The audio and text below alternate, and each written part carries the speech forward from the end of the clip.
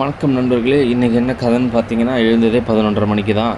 சரி, ஓகே, இன்றைக்கி ஏதோ பக்ரீத்தாமா, ஏதாவது பிரியாணி தருவாங்கன்னு பார்த்தா நம்ம பக்கத்து வீட்டு அங்கிள் கரெக்டாக பிரியாணியோட வந்து நின்னார்.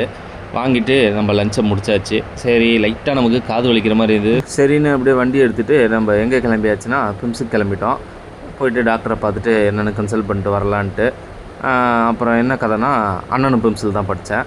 சரி, ஓகே, அப்படியே போயிட்டு டாக்டரை பார்த்த மாதிரி இருக்கும், நம்ம காலேஜை சுற்றி பார்த்த மாதிரி இருக்குன்ட்டு போயாச்சு. டாக்டரை பார்த்துட்டு அப்படியே நம்ம ஃப்ரெண்டு ஒருத்தவர் இங்கே தான் இருக்கிறாரு. சரி, அவரையும் காக்கலான்னு பார்த்தா தலைவர் கொஞ்சம் லிட்டில்ஸ் பிஸியாக.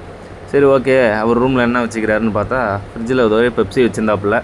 சரி, பெப்சி எடுத்துகிட்டு அவருக்கு தெரியாமல் கொஞ்சம் குடிச்சிட்டு அப்படியே வீட்டுக்கு காலி ஆகலான்னு பார்த்தேன்.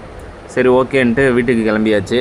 சரி, வீட்டுக்கு போயிட்டு என்ன பண்ணுறதுன்னு ஒரு ஐடியா இல்லை. சரி, அப்போ தான் நமக்கு ஒரு ஐடியா ஞாபகம் வந்தது. நம்ம கிறிஸ்தனிக் ப்ரோவோட பாட்காஸ்ட்டை பார்க்கணும்னு நினச்சிட்டு சரி அப்படியே நம்ம கிறிஸ்தனிக் ப்ரோ பாட்காஸ்ட்டை பார்த்துட்டு கொஞ்சம் ஈவினிங் தூக்கத்தை போட்டாச்சு. நைட்டு எழுந்து பார்த்தா டின்னருக்கு திரும்ப பிரியாணி. என்னென்னு பார்த்தா இன்னொரு ஃப்ரெண்டு நம்ம வீட்டில் பிரியாணி கொடுத்துட்டு போயிருக்கிறாரு. அப்படியே நைட்டு நம்ம ஃபேமிலி ஃபங்க்ஷன் ஒன்று இருந்தது. ஃபங்க்ஷனுக்கு கிளம்பி போயிட்டு வீட்டுக்கு வரலான்னு பார்த்தா மணி 1.